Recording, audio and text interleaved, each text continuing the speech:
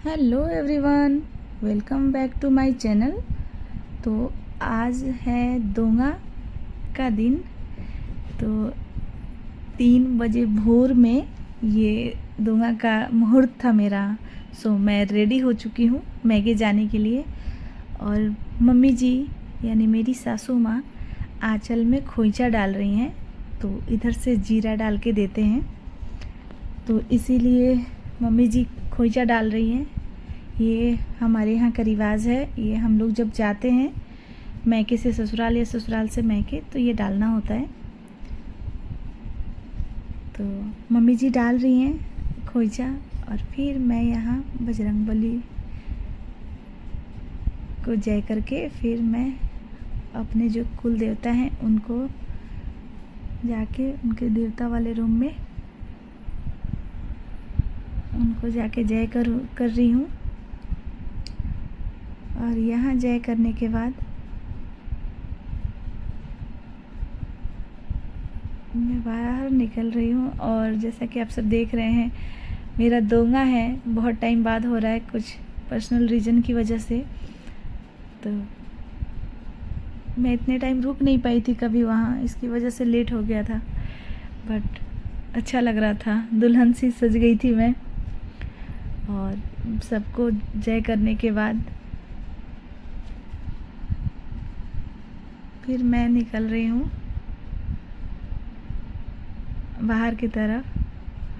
और फिर मेरे पतिदेव ने बता दिया कि मैं वीडियो बना रहा हूँ, तो सब लोग नाइटी की वजह से सब लोग छुपने लगे, क्योंकि रात का समय था। तो सब लोग नाइटी में थे, नाइट ड्रेस में, तो इसकी वजह से सब लोग छुप रहे थे कि वीडियो में ना आ जाऊँ मैं। तो इसकी वजह से मैं बाहर निकल रही हूँ। और ये मेरा बेटा यानी मेरी जेठानी का बेटा उठ गया था बहुत मेरी हेल्प करने के लिए। सब लोग छुप रहे थे।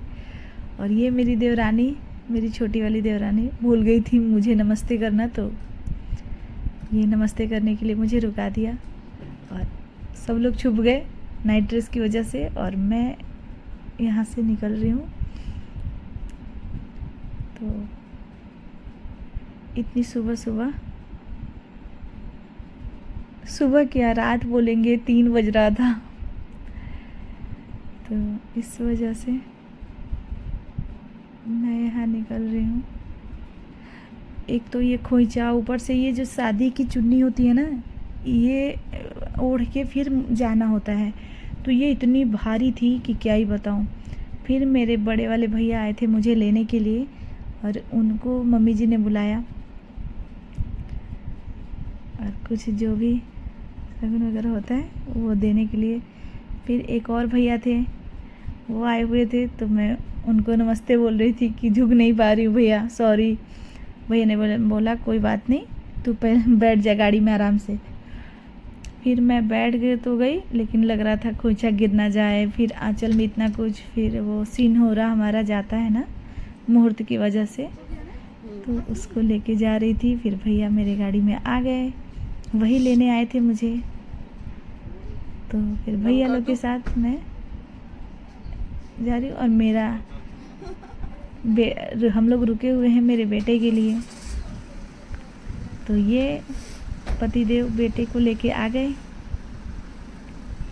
तो ये मेरा बच्चा आ गया, और मैं अपने बेटे के साथ, अपने भैया के साथ अपने मैके के लिए निकल चुकी हूँ। और यहाँ आने के बाद मेरी भाभी, वो भी नाइटी में ही थी, तो बोल रही थी वीडियो नहीं बनाइए, तो इसलिए थोड़ा सा, वो हमारे यहाँ का रस्म होता है ना, पूरी खिलाना होता है, खीर खिलाना होता है, तो मैंने थोड़ा सा बस खाया। फिर मैं वहाँ से निकल गई। और उसी दिन माटीकोर था, तो माटीकोर के लिए हम लोग निकल चुके हैं।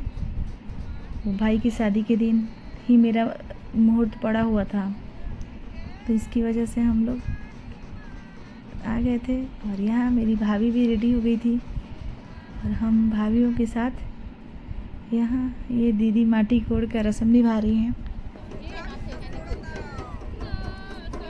तो बाकी सारे रिलेटिव्स बैठी हुई हैं पे और दीदी मटकोर का रस्म निभा रही हैं। ऐसे ही हमारे यहाँ का मटकोर होता है। और ये हैं चाची और भाई। हवा थोड़ी तेज़ थी, इसकी वजह से वो जो हैंकी रखा हुआ था वो उड़ रहा था, तो मैं पकड़ पकड़ के रख रही हूँ। ये मटकोर का रस्म पूरा हुआ और यहाँ से अब सिंदूर लगेगा। और ये सिंदूर लगा रही हैं मेरी दीदी मुझे पूरा। तो कैमरा वाले भैया बोल रहे हैं कि अरे तुम भी आंचल रख लो, तो वो बोली मेरा भी रखना ज़रूरी होता है क्या? उन्होंने बोला कि हाँ, आंचल सर पे रखना ज़रूरी होता है। तो उसके बाद इन्होंने मुझे सिंदूर लगाया। तो ये जो भी रस्म होता है उसके बाद मैंने उनको नमस्ते किया और फिर इसके बाद उन्होंने सबको सिंदूर लगाया। और ये हमारे घर की बहुएं सब, ये एक रस्म होता है मटकोर में, जो भी वो होता है चना या जो भी, तो उसको आंचल में रख के फिर नीचे गिराना होता है, ऐसा कुछ रस्म होता है। और यहाँ मेरी भतीजी मेरे से ट्रेनिंग की हुई थी और बोल रही थी बुआ मेरे साथ डांस करो, मेरे साथ डांस करो। तो मैंने उसके साथ थोड़ा सा डांस किया और फिर हम लोग निकल चुके हैं अपने घर के लिए। तो यहाँ मटकोर का रस्म पूरा हुआ और हम लोग आ रहे हैं अपने घर। तो यही था मटकोर का रस्म और मेरी दोंगी का आने वाला रस्म। तो थैंक्स फॉर वॉचिंग।